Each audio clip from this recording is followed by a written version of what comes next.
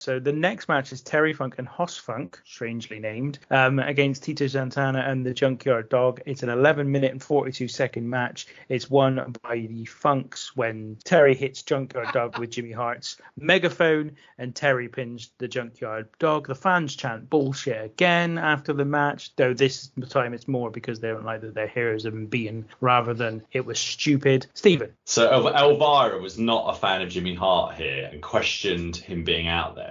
However, something she was a fan of was Tito Santana, and she said she's come here for a wardrobe malfunction, and that he was her genre, if you like. And this is the bit I was laughing at. I thought this was fine. The crowd were into it, and I really thought this wouldn't have been out of place as a TV main event in Mid-South in 1985, and I thought Terry and Tito were particularly good. And Terry is a little factoid for you. Would only do one more match in the WWF during this run, and that'd be after the company. So the company back then used to do a little off period after WrestleMania, so no house shows. In fact, they sent a skeleton crew to Australia. Yeah, I thought this was probably second best show or second best match of the night. I thought second best match of the night up to this point. So interestingly, you're right. Terry kind of left the company, and Dory, or Hoss as he was known in WWF, and I think it's just because Vince hates using Junior on the end of names, so I think he felt like he had to change it. But Hoss stuck around, and then they had Jesse Barr pretend to be another Funk brother, Jimmy Jack Funk, and he was then with Dory for a while.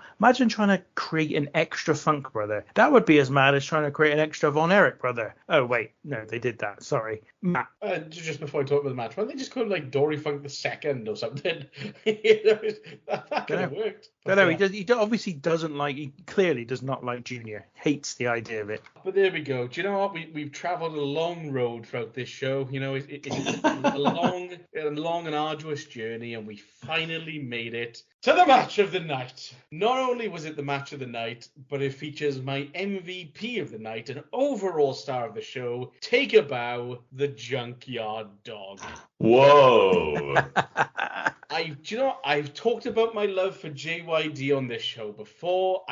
There is something about that man that is absolutely captivating. I don't know what it is because God bless him, but let's just say he's hardly a Kurt Angle in the ring. Okay, but do you know what?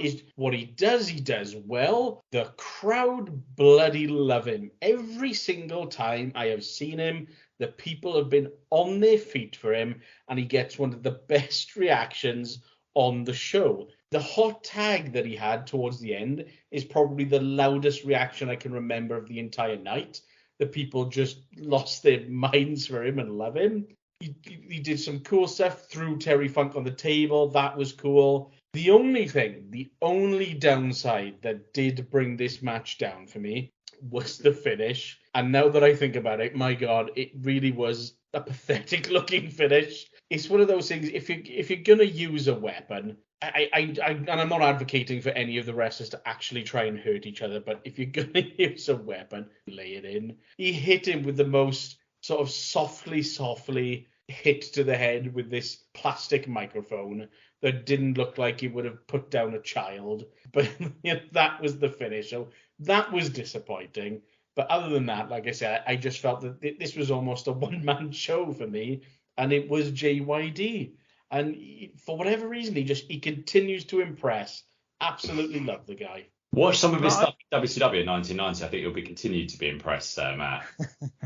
I think, though, what you've done is hit upon something which is what this wrestling of this period and before this was about.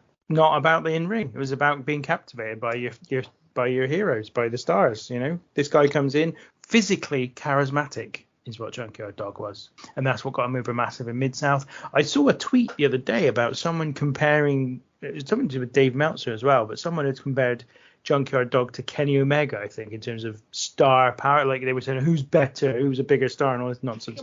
And Dave Meltzer rather disingenuously compared the numbers of people who had seen Kenny Omega in some of his big matches against Junkyard Dog when he fought in Mid-South, for example.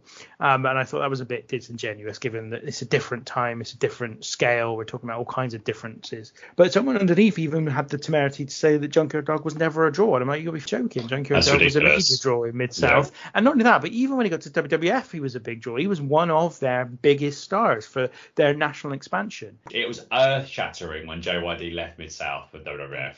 it's a tough comparison to do anyone. JYD was in the Hulk Hogan cartoon. You know, more people will remember Junkyard Dog 100% than Omega. It's you're not comparing, you know, apples with apples there. It's a very difficult in terms of level of star and people that know who he is. It's Junkyard Dog. You know, I love Kenny, but it just is. It just is. It's not a direct comparison. It's just the landscape of wrestling is different now for all sorts of reasons, including number of channels and less people watch TV. But Junkyard Dog was a megastar, really. Yeah, it's a difference in scale, is what I'm saying. In scale and size and everything. You know, it's a difference between Bruno Sammartino and Hulk Hogan is that Sammartino was arguably a bigger star if you're just looking at a proportion or a percentage of WWF's audience. But by the time Hogan was a star, that audience was 1,000 times bigger. So it's impossible to compare the two. You just can't do it. And that's kind of similar for those two as well. I thought this was all right, but I think I was suffering now by this point with a little bit of fatigue. So the kind of thing, Matt, that you were going through when you got to the David Boy Smith,